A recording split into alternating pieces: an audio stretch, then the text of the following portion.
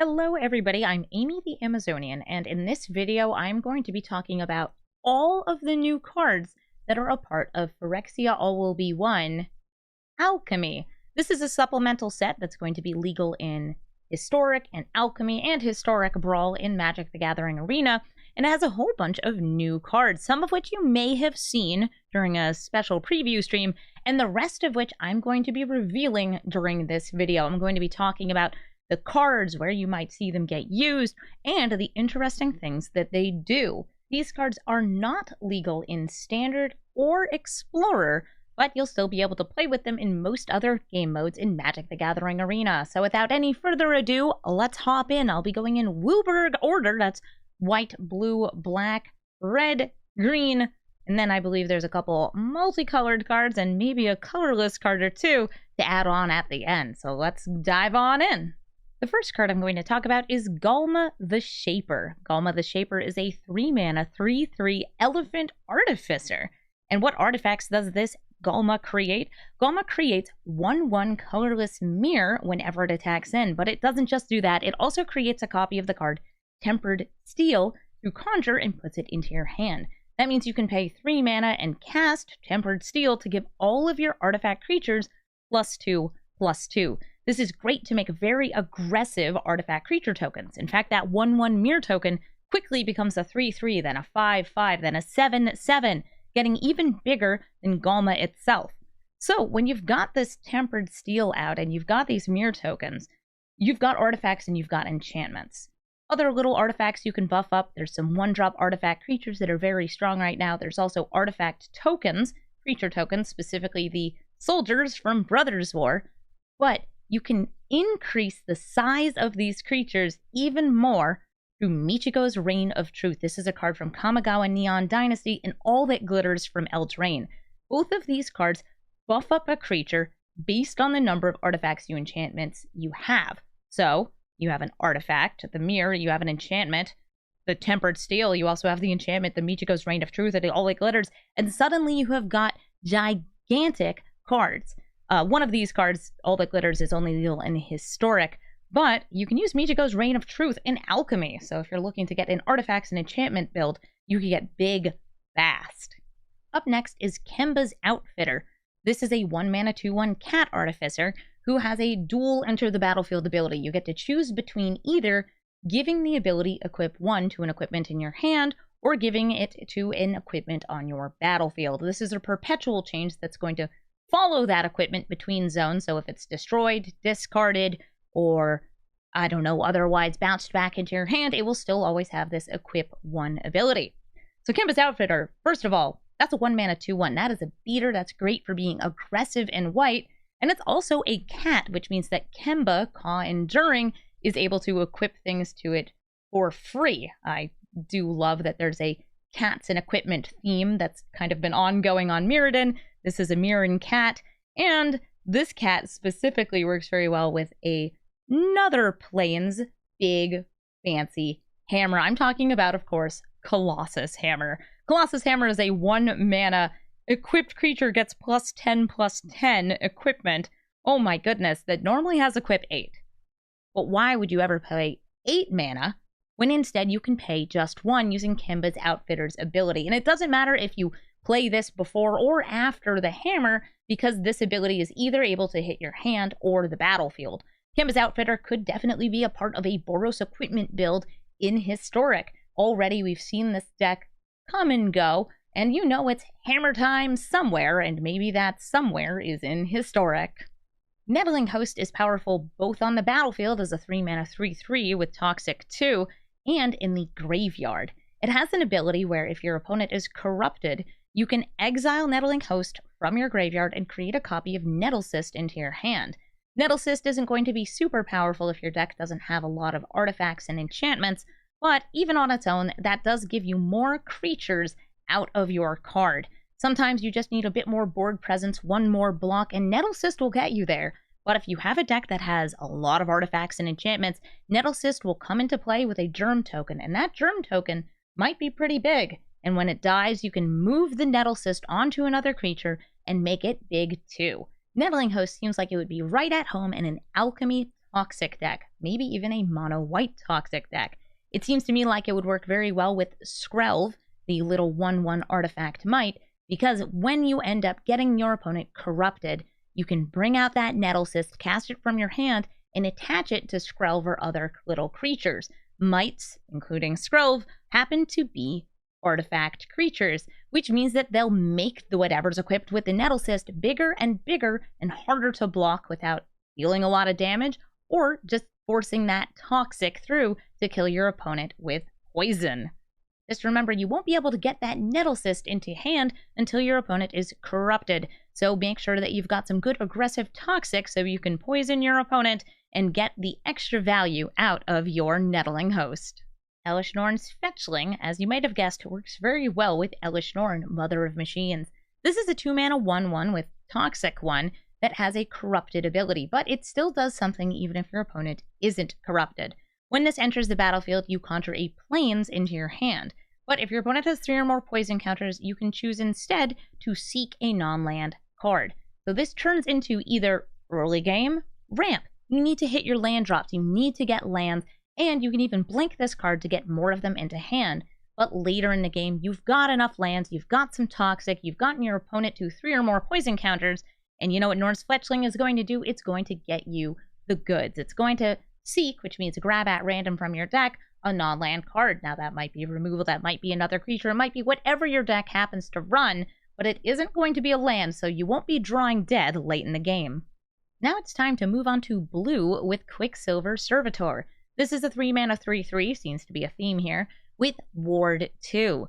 This card gives you a repeatable proliferate, meaning it's going to work very well with Planeswalkers, +1/+1 counters, poison, and of course, our dear new friend, Azuri, who draws you cards every time you proliferate. Quicksilver Servitor has an ability where, whenever you cast a spell from among cards put into your hand this turn, proliferate. Proliferating puts more counters on things, which makes it very, very strong with a lot of different cards. And this is also very easy to trigger, because it doesn't matter if this is a card you conjured into hand or if it's a card you drew, as long as it got into your hand during this turn, it's going to cause you to proliferate. And of course, if there's nothing to proliferate, you can always choose nothing. Oh, I don't need to put any counters on anything. There's nothing with counters.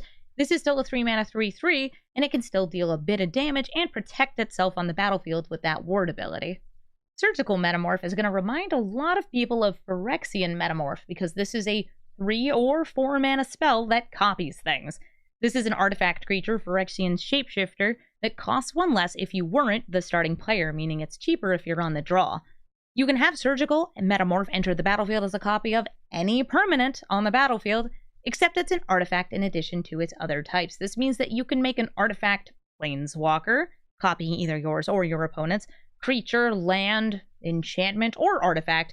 And this really is just a great way to copy permanents on the battlefield and also get your artifact count a little bit higher. Tezzeret's Reckoning is a bit like the card Anticipate. It's a 2-mana instant that lets you look at 3 cards and play one of them. But in this case, it actually exiles 3 cards at random from your library, face down so your opponent cannot see what they are, and lets you play one of them at any time while they're exiled. Tezzeret's Reckoning is a strange twist on the kind of cheap and quick card filtering, but something unusual about this one is it leaves cards in exile. Now, I'm not sure how that interacts with other spells like Karn the Great Creator, which lets you put cards from exile into your hand, but Tezzeret's Reckoning, I'm sure, has got some uses beyond just being an instant speed card filter. Moving on from blue, it's time for black with the Blightwing Whelp. This is the 3-mana 2/2 with Flying and Toxic 1, and it can be given haste for 1 black mana. This is a great, quick, evasive way to get a poison counter onto your opponent using that Toxic, and it's a good way to catch your opponent off guard, assuming they don't have any blockers. Whenever this deals combat damage to a player, it also seeks out a card from your library and puts it into your hand of the mana value equal to the poison counters your opponent has. This is a cool way to get some potential card advantage, though it might not always be able to seek a card, because your library does have to have a card in it of that mana value. Blightwing Whelp does seem like a good way to get some good evasive toxic damage in, though, if you're trying to poison your opponent. March Toward Perfection is a card that both gives you a Phyrexian and makes that Phyrexian stronger. This is a 1-mana sorcery that gives you a boon of when you cast your next Phyrexian creature spell, that creature enters the battlefield with an additional +1/+1 counter and death touch counter, and it lets you draft from its spellbook. Drafting shows you 3 cards from among the spellbook and lets you pick one of them. The cards that it might reveal to you are Entomber Exarch, Phyrexian Fleshgorger, Phyrexian Gargantua, Phyrexian Obliterator, Phyrexian Rager, Phyrexian Revoker, Toxic Abomination, Vault Scourge, Scrapwork Rager, Wireless Skulldweller, Archfiend of the Dross, Mere Convert, Zenith Chronicler, Soulless Jailer, and Diminished Returner. That is quite the selection of mostly black Phyrexian spells, so you have to be ready to cast those spells if you're playing that card in your deck. Sheoldred's Assimilator is an aggressive 2-mana 3/1 with Menace, making it rather hard to block since you'd have to double block it, that has a strange way of bringing cards back from either player's graveyard. Whenever it enters the battlefield or attacks, you exile up to 1 target card from a graveyard. If a card's exiled this way, you may conjure a copy of that card into the top 5 cards of your library. This happens at a random position within the top 5, and it's also a May ability, so if there's a card you want to exile just so your opponent can't use it, or if there's a card you want to exile so you can get it back into hand in a few turns, Sheoldred's Assimilator is a cool way of doing that without making it too predictable. Because it's within the top 5 cards, you'll get it soon, but you might not draw it in time. Sheoldred's Assimilator to me seems like a very nice card to play in a mono-black or black-centric Alchemy deck, since it gets you early damage and it gives you a little bit of graveyard hate because there are a lot of things that interact with the graveyard. The flexibility of this card makes it a very sweet pick if you're being aggressive. Hexgold Sledge is a very unusual equipment because it gives you 2 creatures. This is a 3-mana equipment with 4 Mirrodin, meaning it comes with a 2/2 Rebel and automatically equips to that, and it gives +1/+0. But it also conjures a Goblin Cavalier onto the battlefield. So Goblin Cavalier is a 1/1 that gets +2/+0 for each equipment attached to it and also has Trample. This card seems like it would be great in a deck like Brunor in Historic Brawl. It also seems like having Goblin Cavalier in an Alchemy deck could be a great way to move all of your equipments onto a big finisher creature because of that Trample and that buffing ability. Hexgold Sledge, I give you props for being the first equipment I can think of that doesn't just come with 1 creature, but comes with 2. Magmatic Scorchwing is a dragon that rewards you for having basic lands, and only basic lands. It's a 5-mana 4/4 flying dragon that enters the battlefield and deals 3 damage to any target if and only if there are no non-basic lands in your library. This is 3 damage to the face, or 3 damage to a creature, or 3 damage to a planeswalker, which is quite a bit of burn stapled to a dragon, but you only get it if your deck is running no non-basic lands, or at least has no non-basics left in the deck. This is probably something you're only going to want to play in mono red, but if you're doing something like mono red dragons in Historic Brawl with Sarkhan as a commander, Magmatic Scorchwing seems like a very fun inclusion. Speaking of mana sources, this next card needs a lot of red to cast. This is the Phyrexian Harvester. It costs red, red, red, red, and it's a 5/5 with Menace. If this seems familiar, this is because this is the companion card to the Phyrexian Vindicator and the Phyrexian Obliterator. This card, whenever it is dealt damage, seeks that many non-land cards. That means they go into your hand at random from your library, and they get discarded at the beginning of your next end step. That means you're going to have to either cast them or use them, or they're going to the graveyard. I think 2 cards that work really well with this are the Fable of the Mirror Breaker and Elder Dragon War. These 2 sagas both have abilities that let you discard cards and then draw cards, which turns that temporary draw into a more permanent draw. Phyrexian Harvester is also quite the beater, being a 5/5 with Menace, so you might see some people trying it out in some mono-red mid-range decks. Rothka, Bonded Engulfer, appears to be the creature which Luca has bonded to in the Phyrexia All Will Be One story. That's just a little fun background. This is also a very fun card. It's a 4-mana 4/4 with Trample, and when it enters the battlefield, you get a boon with whenever you cast your next creature spell, it perpetually gets +X/+X, where X is its power. Now my dream is to cast Rothka and then follow up with Galta, making a 24/24 with trample enter the battlefield.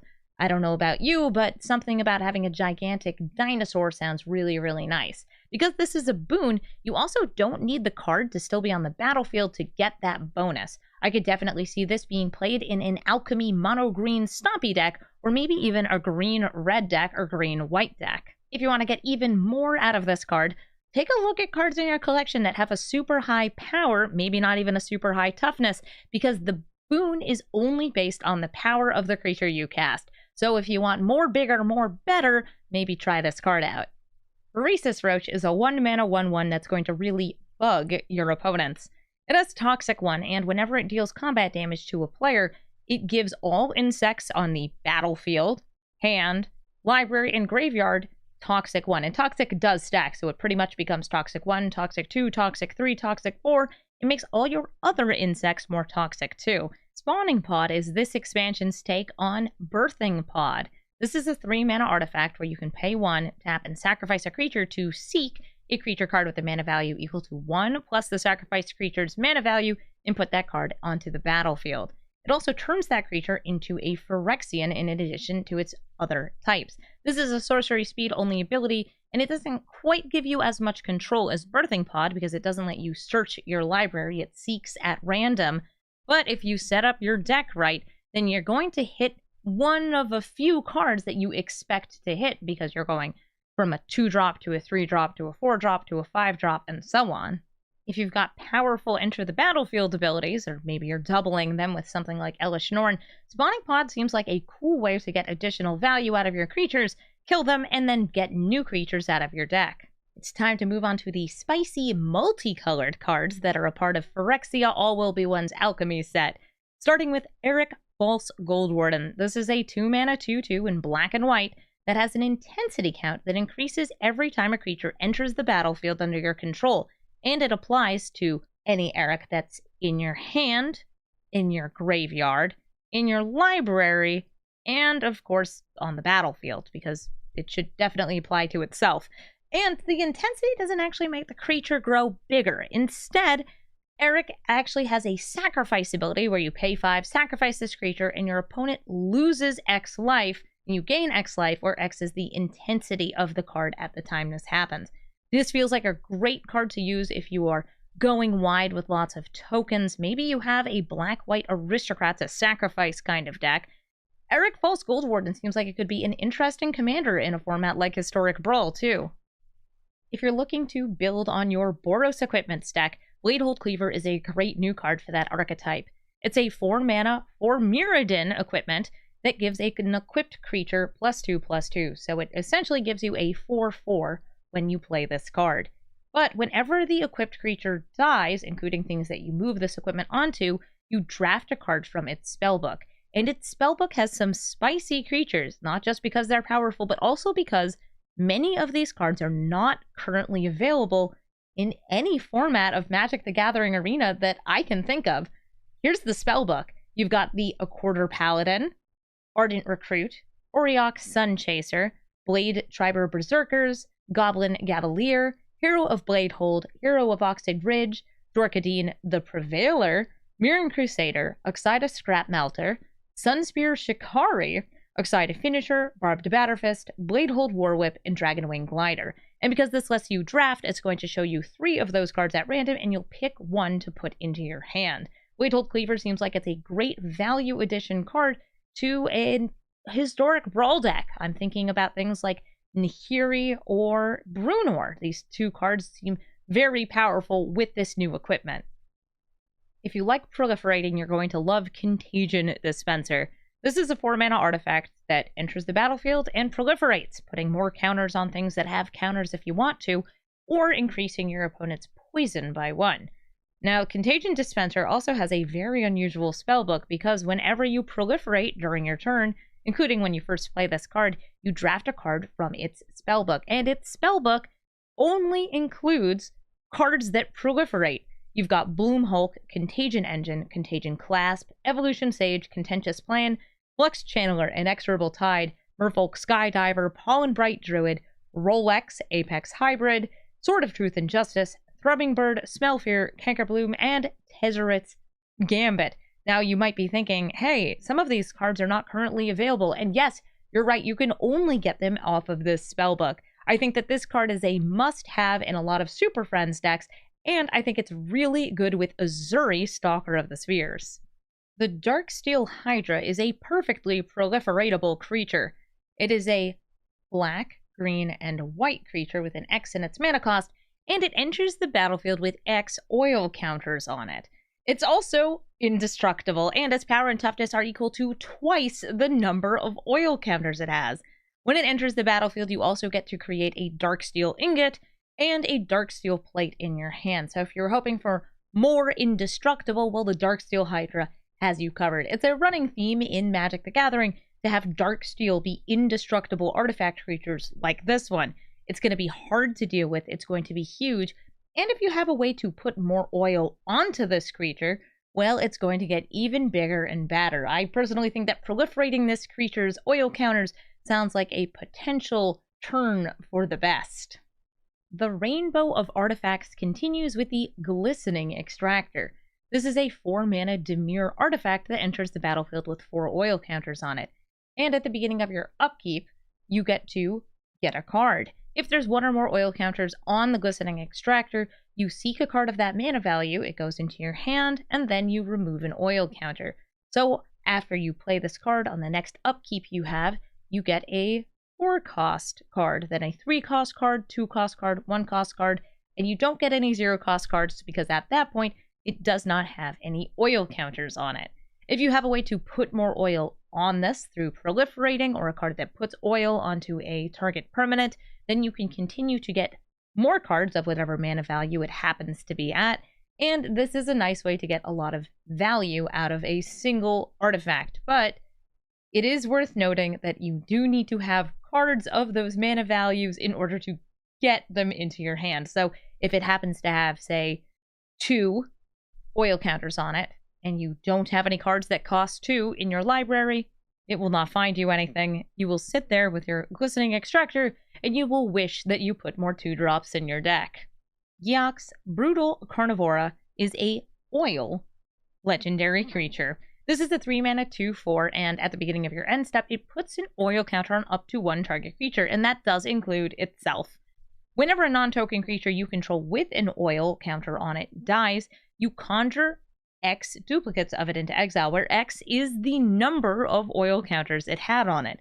Those duplicates then get +X, same thing, that was the number of oil counters it had, and those copies get shuffled into your library.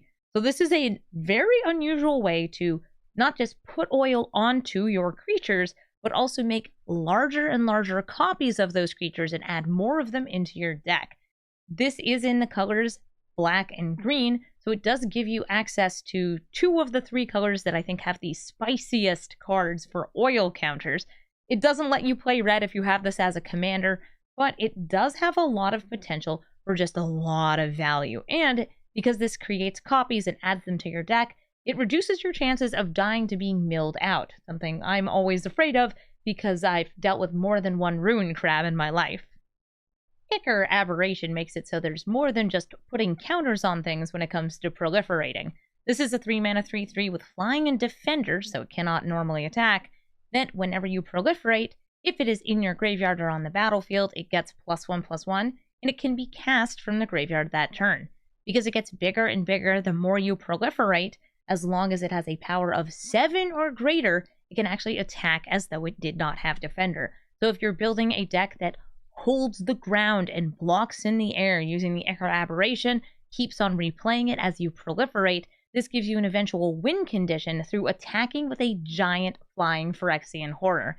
I think the card that feels most similar to this that was printed as part of Phyrexia All Will Be One is Voidwing Hybrid, another card that lets you play it again after you proliferate. These are both a really good payoff in the air for proliferating, and I'd love to see somebody build a deck around them. This next card, Innovative Metatect, is a blue-white 1/3 creature that costs 2 mana, and whenever 1 or more artifact creatures you control deals combat damage to a player, it seeks a non-land card with mana value 2 or less. which does include more copies of itself. Innovative meta tech seems like nice payoff for playing little artifact creatures or just lots of artifact creatures. One of the cards I think that's most interesting with the innovative meta tech is Encroaching Mycosynth. Encroaching Mycosynth turns your permanents, your non-land permanents, into artifacts, which means that innovative meta tech would even include itself for combat damage dealt. Mephidros Slime is a 3-mana 3/3 with trample, and it's a Phyrexian ooze. And like many oozes, this creature grows, but it also duplicates itself. When it dies, creates a copy, and then doubles the power and toughness of itself and the copy, and then shuffles itself and the copy into your library. This is an unusual way to continuously have bigger, stronger threats the longer a game goes on, because the Mephidros Slime, the first time it shows up, sure, it's just a 3/3, but the next time, you've got a couple 6/6s in your library, and then after that, maybe you've got a 12/12. The Mephidros Slime does not stay small for long, and unless your opponent has a way to exile it, it's going to keep copying itself and throwing those copies into the library. I think Mephidros Slime is just a very cool way of having an ooze that can grow over time.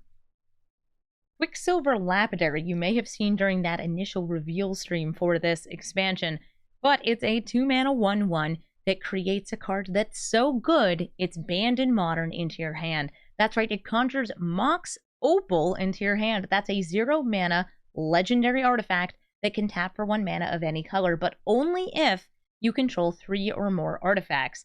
I think that Quicksilver Lapidary definitely has a spot in a ramp deck where you're ramping specifically for artifacts. I'm talking especially about the Brothers War artifacts that are so big, so strong, so game-winningly powerful that if you cast them for their non-prototype costs, you're likely to end the game in just a few turns. Quicksilver Lapidary itself might not be an artifact, but there's a lot of artifacts, including artifact lands, that you can play in different formats. Seething Skitter Priest is a 4-mana 3/3 with Toxic 1 that gives your toxicity a bit of longevity, because whenever it enters the battlefield, the creatures you control and the creatures in your hand perpetually get the ability, when this creature dies, you create a 1/1 colorless Phyrexian Mite with Toxic 1, and this creature can't block. That means that if you play your creatures out and your opponent kills them, or maybe you destroy them by wiping the board or sacrificing them, you'll still have more creatures on the battlefield. This feels like a good card to have if you're trying to go for this long, toxic game plan, or maybe you're playing a card like the White Sun's Twilight, which destroys all creatures and gives you more mites. It feels like a nice way to get a combo kill by having 10 mites on the battlefield all at the same time. If you have a card like Teysa or Drivnoth out, that ability will actually trigger twice, giving you even more mites for even more toxic. The Skullpiercer Gnat doesn't just attack your opponent, it also attacks their hand.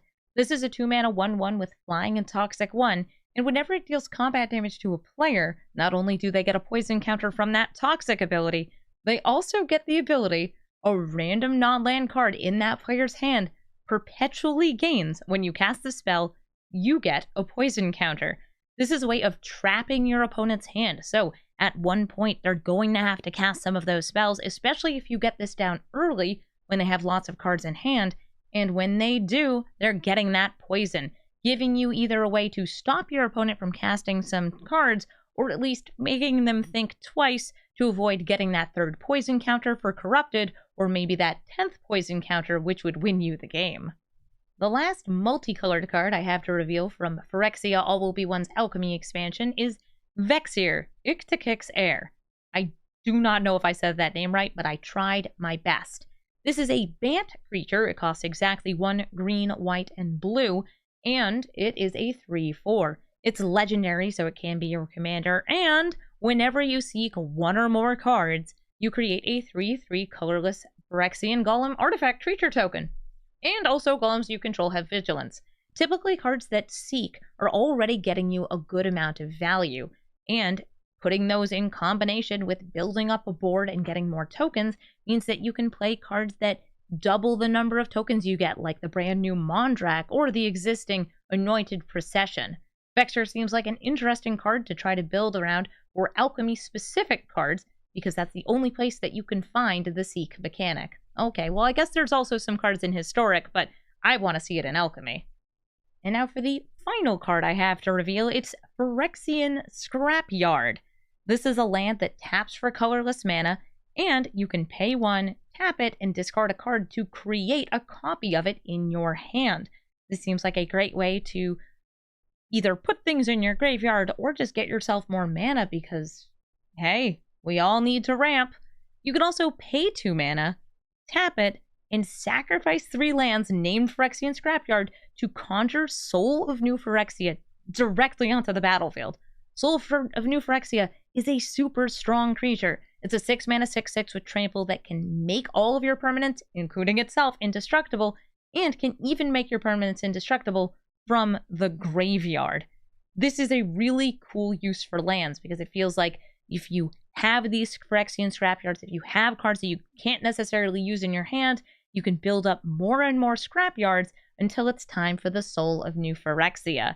It also feels like it's a very good card to include in a colorless Brawl deck if you're playing something like Liberator or Ulamog as your commander.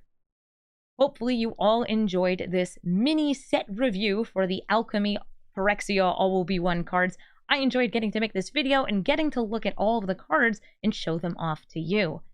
If you'd like to find more of my content, you can find me at twitch.tv/Amazonian, where I stream almost every single day. And if you want to see my Brawl content, of which there is a ton of it, youtube.com/Amazonian. I have a series called Brawl Stars, and I love Historic Brawl. There's a ton of great new cards for Historic Brawl that I got to reveal today, and I'm looking forward to playing with a lot of them.